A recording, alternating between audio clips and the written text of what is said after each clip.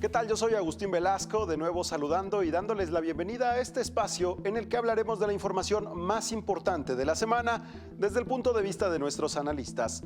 María Amparo Casar coincidió en que la reforma electoral será el plato fuerte del próximo año, pues rediseñará reglas de representación, financiamiento y sistema de partidos, buscando mantener al INE sometido al Poder Ejecutivo, pero cambiando de fondo las reglas de competencia política.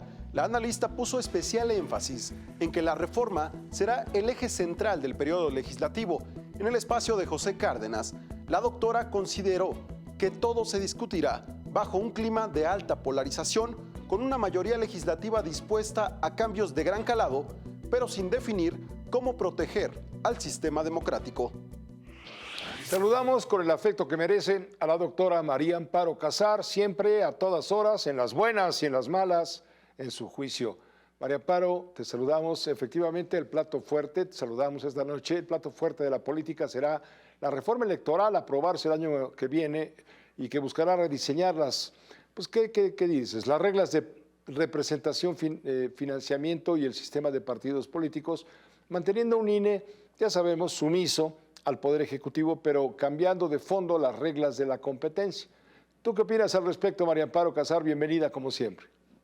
Muy buenas noches, Pepe. En efecto, estamos esperando todos con gran expectativa cuál va a ser la iniciativa de reforma electoral que mande el Ejecutivo, con una comisión que, que está formada, aunque hayan llamado a algunos foros, está formada por 10 prominentes o no tan prominentes integrantes de Morena. Ya eso de por sí es un despropósito en una democracia cambiar las reglas electorales unilateralmente, porque la última palabra la va a tener esta comisión y finalmente la Cámara de Diputados y de Senadores, en donde hay 2/3 de los votos, entonces tendrán asegurada la iniciativa de reforma que mande la presidenta.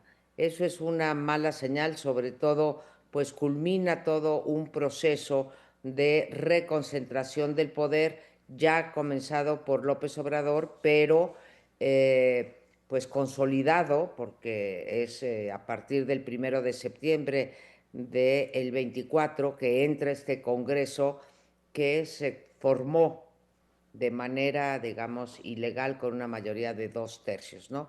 Entonces, en ese sentido, pues no habrá sorpresas de que se aprobará. Vamos a ver si priva, pues no sé si la sensatez, te iba a decir la sensatez democrática, o priva el espíritu democrático y no hagan un conjunto de reformas que lleven no solo a la sumisión del INE, como acabas de decir, esa ya la tienen por descontada, pero la pueden, digamos, la pueden reforzar a través de la ley, sino alterando sobre todo el principio de representación proporcional y el financiamiento, que tiene mucho que ver, pues que los partidos en el poder siempre tienen la posibilidad de financiar a sus candidatos, ¿no? Entonces, si los malos augurios que hemos visto por por los comentarios que se han hecho en la mañanera, la idea de quitar la representación proporcional, no creo que se atrevan a tanto, pero la van a minimizar de forma que sigan teniendo la mayoría. Es una reforma del poder, desde el poder, para mantener el poder, te diría yo, ¿no? Pero no puedo adelantar vísperas. Vamos a ver qué pasa el 1 de febrero, que ya nos han dicho es la primera de las reformas que se discutirán en este segundo año de la legislatura que entró con Claudia Sheinbaum. Pues puede ser el último clavo para pues una permanencia por mucho tiempo en el poder de Morena y sus aliados. Gracias, María Amparo Casar. Sí, es un tema profundo, es un tema de fondo, como lo fue en su momento la reforma judicial. La reforma al Poder Judicial ya está consumada, con errores, sin errores, ahí va. ahí va caminando. Ahora viene la reforma electoral, que es una reforma sumamente profunda. Yo te quisiera preguntar antes de despedirte en esta ocasión, ¿qué te parece esta ley, la ley gobernadora o la ley RUT allá en San Luis Potosí, que se podría repetir en Guerrero con los Salgado, o se podría repetir en el estado de Zacatecas con los Monreal y otros más, en donde el poder político obtenido por alguien de la familia se convierte en una fortuna, en una herencia, y esa herencia tiene que ser para los cercanos, para los propios, para los hijos, los hermanos, los tíos, los primos, pero nunca para los demás? Lo primero que te diría, y muy cortito, es que yo me hubiera sumado a esa marcha donde nos informas tú, yo no lo sabía, que era fundamentalmente de mujeres, ¿eh? ¿Por qué? Porque no se trata aquí de cuotas, se trata en efecto de nepotismo. Es un golpe a la presidenta Sheinbaum porque el Partido Verde pues es de su coalición. Esta es una ley a modo, como siempre hacemos en México, una ley a modo para los intereses del partido en el poder, en este caso el Verde en San Luis. Me parece realmente, híjole, pues una desfachatez que escudándose en un cambio de ley porque tienen la mayoría, hagan una ley a modo para que la esposa del gobernador de San Luis se quede con esa gubernatura. Eso no es ni espíritu ni constitucionalismo democrático, Pepe. Muchas gracias, María Amparo Casar. Buenas noches. Muy buenas noches, Pepe. Gracias por recibirme. Gracias, es tu casa. Claro, por supuesto, la doctora María Amparo Casar. Al hacer un balance de la gestión de la presidenta Claudia Sheinbaum, Jesús Silva Herzog Márquez consideró que ha sido intensa, con altos y bajos, aunque reconoció elementos positivos en materia de seguridad, destacando la disminución de homicidios, lo que calificó como un orgullo relevante de la administración. Señaló que la presidenta ha logrado capotear agresiones y amenazas de Donald Trump a pesar de una negociación ruda y con concesiones importantes por parte de México, aunque manteniendo el diálogo. El analista afirmó que, en términos comparativos, México ha conseguido una posición razonablemente positiva en la guerra arancelaria, pero también hay claroscuros.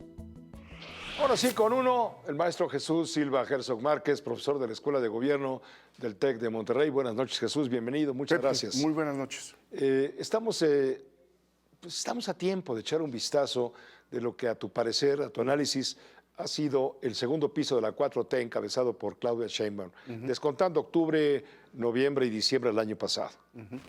Bueno, yo creo que ha sido un año muy intenso con altos y bajos. Creo que si pintamos el claroscuro de este primer año de gobierno, un poco más ya de la presidenta Sheinbaum, pues hay elementos positivos. Yo creo que hay elementos positivos en materia de seguridad. Hay algunos indicadores que creo que son alentadores en términos de la disminución de los homicidios. Yo creo que ese es uno de los orgullos relevantes de esta administración y yo creo que merece reconocimiento. Algo que creo que dentro de todo lo complejo que ha sido, pues finalmente la presidenta logra capotear las agresiones y las amenazas del gobierno de Donald Trump. Creo que su estrategia... ¿Le ha impuesto agenda a Donald Trump a México? Yo creo que Donald Trump ha sido muy rudo en la negociación con el gobierno de México, como lo ha sido con todos los países. Y México ha cedido enormemente, pero también ha tenido una posición de diálogo con el presidente Trump, ha logrado tener una posición razonablemente positiva en términos comparativos en la guerra arancelaria que le declaró Donald Trump al mundo. También yo creo que hay elementos muy preocupantes, el hecho de que vemos todavía índices de violencia altísimos en ciertos espacios del país, aumento en las desapariciones y sobre todo la constatación de que hay muchos lugares de nuestro país, hay muchos territorios dentro de México que son gobernados por el crimen organizado y no parece que esté avanzando la política de pacificación de Omar García Va Harfuch. a paso lento, más rápido lo querría la población, querría que fuera más deprisa. Por supuesto, y ahí creo que vemos el gran evento que en buena medida significa un parteaguas ya de esta administración, que fue el asesinato del presidente municipal de Uruapan. Manso, el presidente municipal de Uruapan, que creo que sí fue realmente una conmoción en Michoacán y en el resto del país.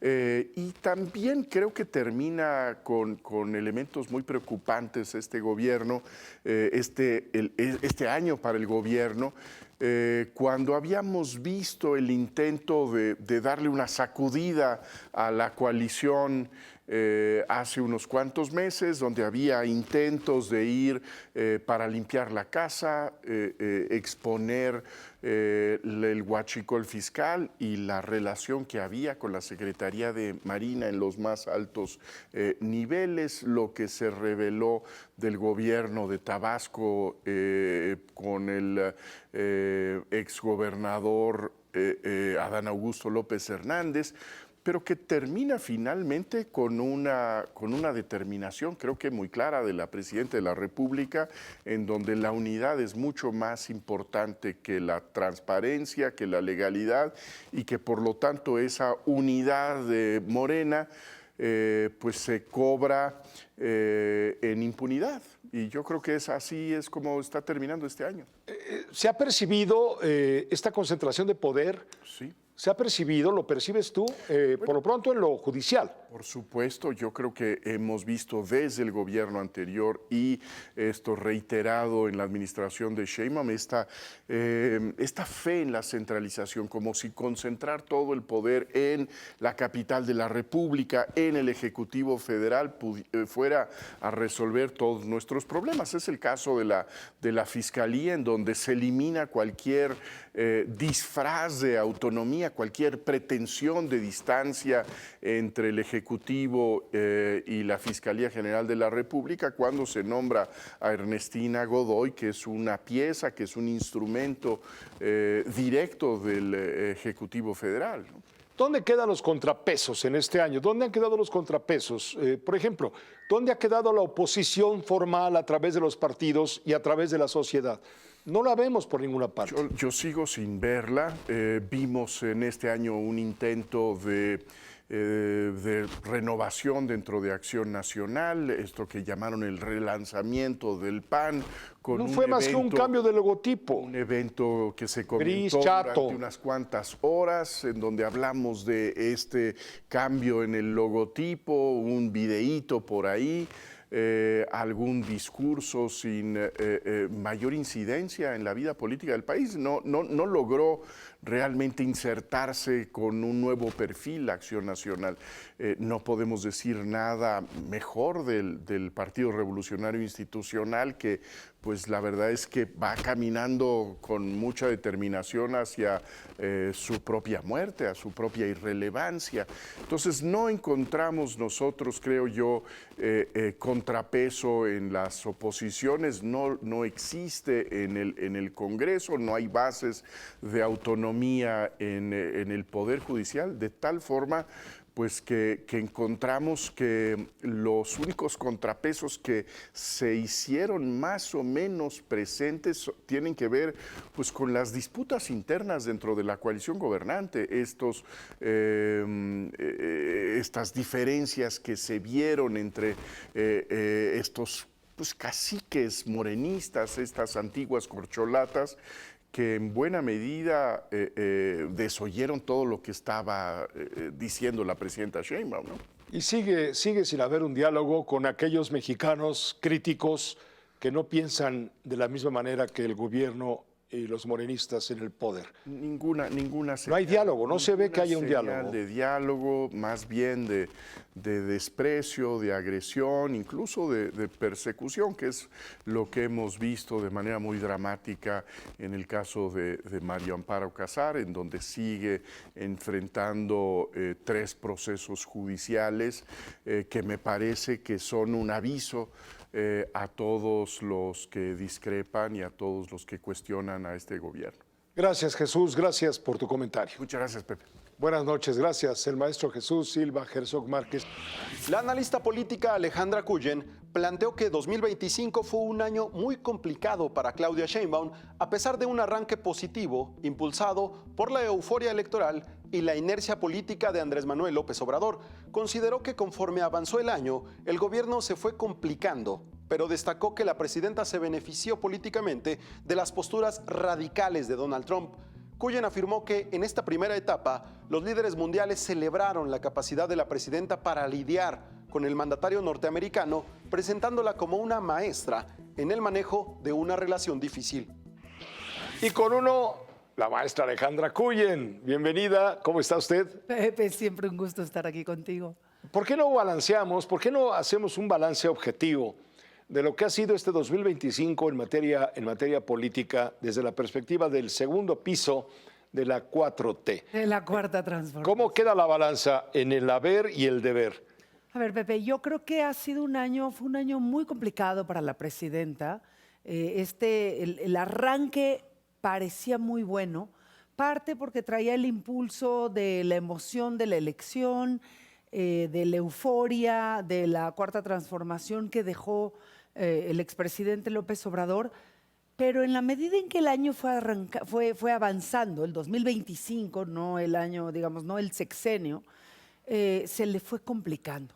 Le ayudó, te diría, políticamente mucho las posturas radicales o extremas de Donald Trump, donde de repente la presidenta, en su serenidad, en su cautela en la relación con Donald Trump, no solo no se peleó, sino logró estas famosas llamadas que nada más nos decían: ya hablé con el presidente y ya llegamos a un acuerdo, y los aranceles que habían sido una amenaza de repente desaparecían. Entonces, yo creo que fue la primera parte fantástica, porque fue como agarrando cancha, por llamarlo así, ante los mexicanos y ante el resto del mundo. Entonces, todos los líderes mundiales decían: qué bárbaros los mexicanos, la presidenta es una maestra en el manejo de este toro Miura, digamos, este toro tan difícil de lidiar que es Donald Trump.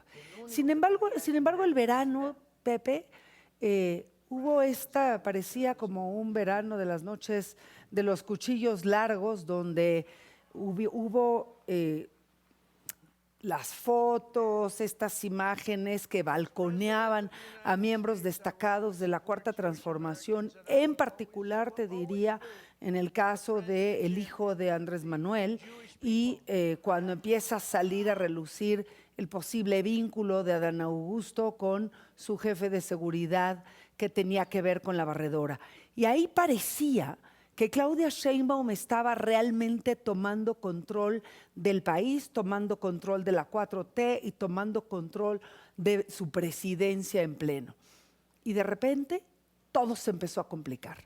Yo te diría, el cierre del año creo que fue muy complejo para la presidenta, donde las cosas con Trump ya no estaban tan suaves. Trump empezó a presionar cada vez más, y donde además vino la famosa marcha de la generación Z, que fue rarísima, porque era una marcha de jóvenes, donde la manera como reaccionó el gobierno de la Ciudad de México fue como cuartelar al Zócalo capitalino con estas vallas brutales, donde no había más que una entrada, donde pusieron a los anarquistas a hacer sus desmanes, y donde parecía que socialmente se complicaba. Y te diría, en la lectura de los analistas se volvió muy difícil saber si realmente estos anarquistas existen o estos anarquistas eran implantados o plantados un instrumento por los radicales de Morena, que claramente no estaban contentos con las posturas de la presidenta y con estos avances políticos de la presidenta.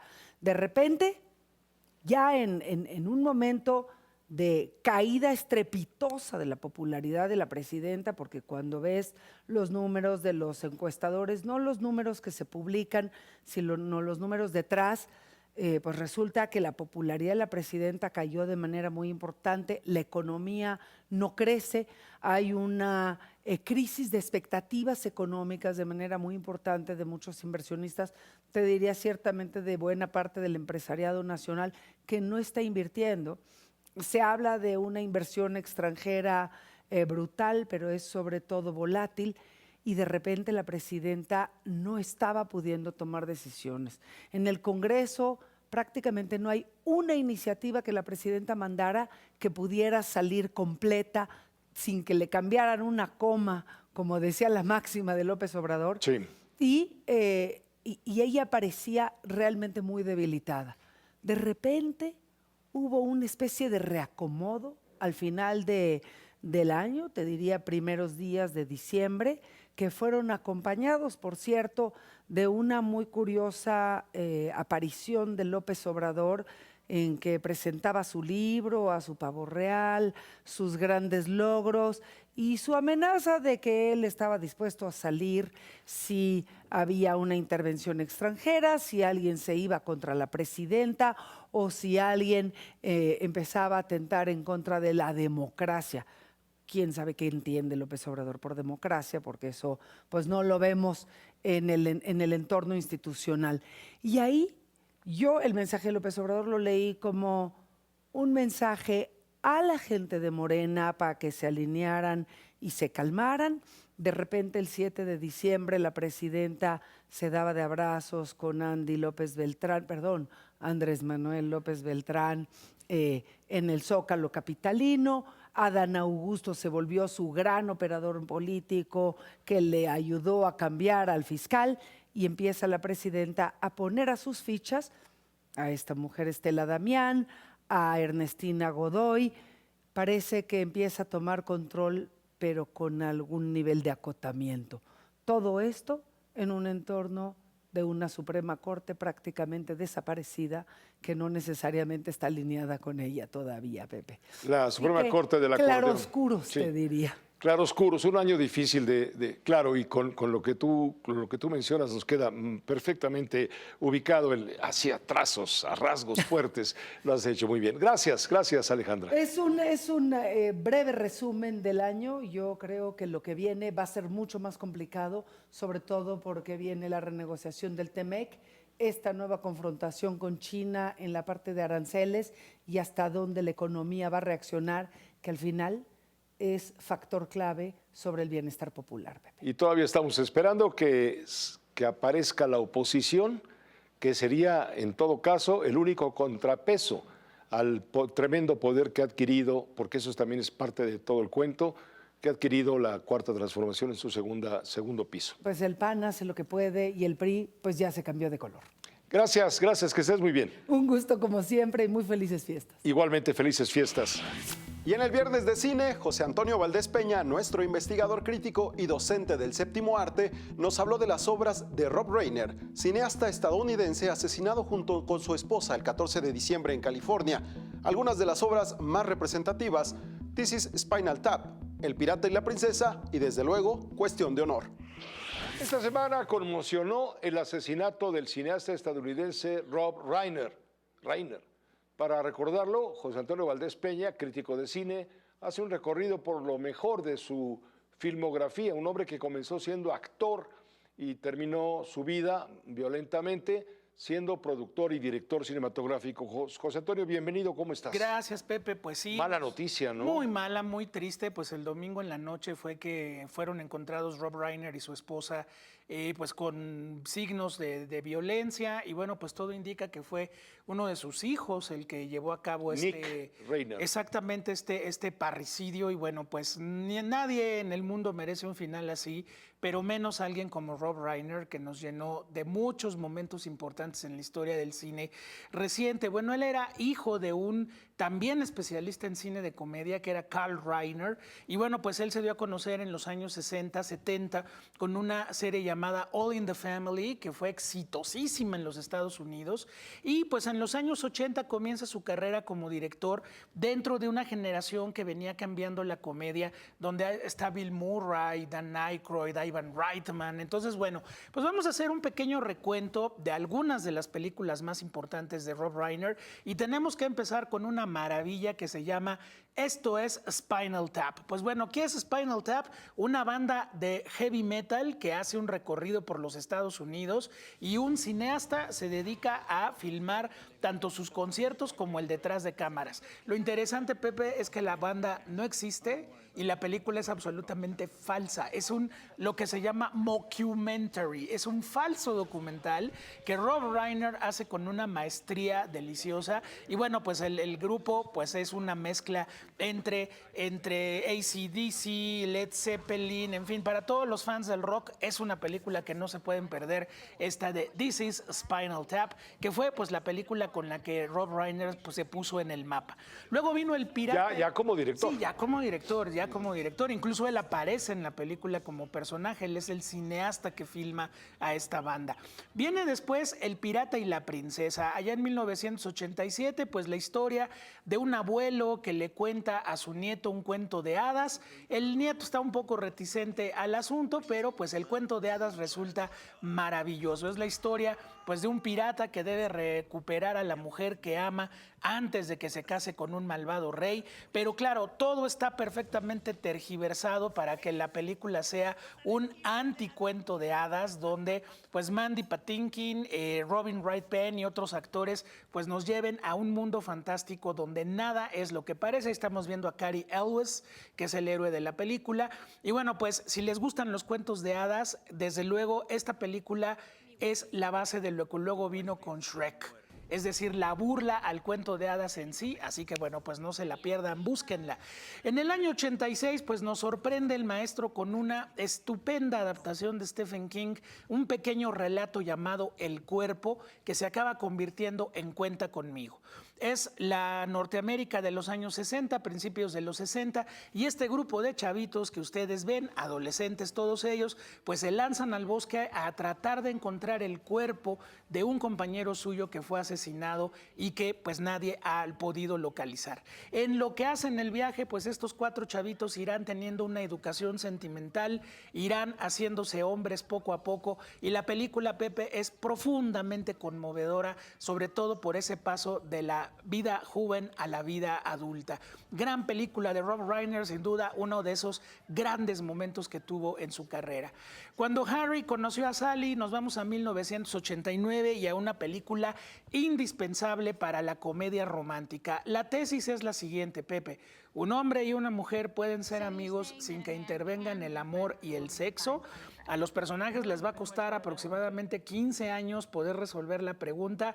Estupendo Billy Crystal, hermosa Meg Ryan, y desde luego una película pues inspirada en todo lo que Woody Allen nos hizo reflexionar en los años 70 con el tema del amor y la pareja, tanto en películas como Annie Hall y Manhattan. En este caso pues escrita por Nora Ephron, otra de las grandes humoristas estadounidenses. Pues sin duda yo siento, Pepe, que esta es la gran aportación de Rob Reiner a la historia del cine, Harry y Sally, o Cuando Harry conoció a Sally. Vámonos a 1990, pues otro Stephen King, otra adaptación de King, pero en esta ocasión sí en los términos del suspenso y del terror. Misery nos narra la historia de un escritor que sufre un accidente automovilístico y cuando despierta pues está atrapado por su fan número 1 que lo va a hacer que escriba lo que ella quiera para mantenerlo con vida. Estupendo James Caan, pero verdaderamente de antología, la interpretación de Kathy Bates, que se gana el Oscar de Mejor Actriz Protagónica, pues interpretando a la fan más infernal que alguien puede imaginar. Una película claustrofóbica, cruel y bueno, de un Stephen King de verdad de altísimos vuelos. Pues no se la pierdan, ahí está Misery de 1990. Vámonos con Cuestión de Honor, pues bueno, un drama judicial en el cual pues dentro de las Fuerzas Armadas estadounidenses ocurre un asesinato en el cual hubo implicaciones de racismo y de marginación y pues un abogado interpretado por Tom Cruise se va a enfrentar al crudo, al fuerte, implacable militar que no solamente presenció el asesinato, sino que lo promovió, interpretado por el gran Jack Nicholson. Yo les pido muy encarecidamente que vuelvan a ver esta película. Ese duelo, esa escena que estamos viendo del duelo entre Tom Cruise y Jack Nicholson habla del gran poder que tenía Rob Reiner como director de actores, porque el duelo es verdaderamente espectacular. Y bueno, las dos presencias de dos grandes estrellas de cine pues nos llevan a recomendar desde luego Cuestión de Honor, de allá de 1992. Y terminamos con una película mucho más reciente, por ahí en el año 2006, pues Rob Reiner junta a Jack Nicholson con Morgan Freeman en una película llamada Antes de partir. La historia de dos personajes aquejados por el cáncer, un cáncer que ya no tiene remedio, y que deciden pues cumplir, hacer una lista, un bucket list, como es el título de la película en inglés, una lista de todo lo que no pudieron hacer en la vida. Y bueno, pues a partir de ahí estos dos hombres se hacen amigos y empiezan a cumplir sus deseos, algunos muy delirantes, otros más sensatos. Se tiran en paracaídas. Se tiran en paracaídas, Morgan Freeman se lo liga a una chava, es decir, se ponen a hacer todo lo que pues la vida no les permitió cumplir, y pues es una película sobre la muerte, pero pensada desde el término de, pues como dice Guillermo del Toro en Frankenstein, te toca vivir, pues hay que vivir la vida, ¿no? Entonces, bueno, pues ahí está un pequeño recorrido por la obra de Rob Reiner. Faltan muchas películas más que filmó, pero era un hombre exitoso, un hombre muy respetado por toda la comunidad actoral y de los directores de los Estados Unidos. Y pues bueno, tristemente tiene un final terrible a manos de su propia sangre, y pues creo que, como te decía yo, Pepe, pues nadie se merece un final así, pero menos alguien como Rob Reiner. En este caso, el asesino se tiene que comprobar, por supuesto. Sí, claro. Pero todo claro. indica que fue Nick Reiner, el hijo. Así es. 30 y algo años. Sí, 38 años aproximadamente. Algo así. Todo parece indicar que fue él, y de confirmarse tendría dos sentencias que pueden llevar a la pena de muerte. Exactamente. Porque le quitó la vida a Reiner y a su mujer. Exactamente. Y además... No sé si era la mamá de Sí, era la mamá. Era la mamá del asesino. Sí, Bueno, sí, imagínate, peor todavía. Peor todavía, y además, pues parece que hubo una muy fuerte pelea el sábado en la noche, un día antes de la tragedia. Es lo que se reporta, que se escuchó un pleito. Se escuchó un pleito fuerte entre los tres personajes. Y bueno, pues en la noche siguiente, pues este personaje aparentemente atentó contra la vida de sus propios padres. Pues bueno, son historias de Hollywood, ha pasado muchas veces, pero bueno, pues en este caso con un personaje de verdad muy apreciado por toda la comunidad artística. Como lo hemos dicho siempre, ahí está. Él es Nick. Él es Nick Reiner, pues ahí lo están viendo. Había tenido problemas con drogas, había tenido diferentes asuntos legales, pero pues el cine da inmortalidad. Entonces pues ahí están las películas de Rob Reiner para seguirlo recordando, seguir aprendiendo de él. Esto fue de lo más reciente. Presentó una segunda parte de Spinal Tap hace apenas unos cuantos Ahí meses. Reiner ya trae barba. Sí, exactamente, trae una barba blanca con una cachucha. Ese era el look característico de Rob Reiner. Sí. Y bueno, pues fue hace apenas unos meses que se presentó la segunda No, parte. pero de el Spinal asesino, Tap. el supuesto. Sí, ahí está. Él es el que trae camisa blanca y corbata negra. Él es Nick Reiner. Pues sí, Pepe, pues una tragedia de Hollywood para un hombre que nos dejó grandes momentos de alegría, de risas, de suspenso, de intensidad, y que bueno, pues que descanse en paz él y su familia, y pues a seguir la vida del cine como lo seguimos haciendo. Pues si hay que vivir, hay que vivir. Así es, como debe de ser. Que te vaya muy bien. Gracias. Pepe. Buenas Felicidades. noches. Gracias. Esto fue todo por hoy. Recuerde seguirnos a través de nuestra multiplataforma. Yo soy Agustín Velasco. Hasta pronto.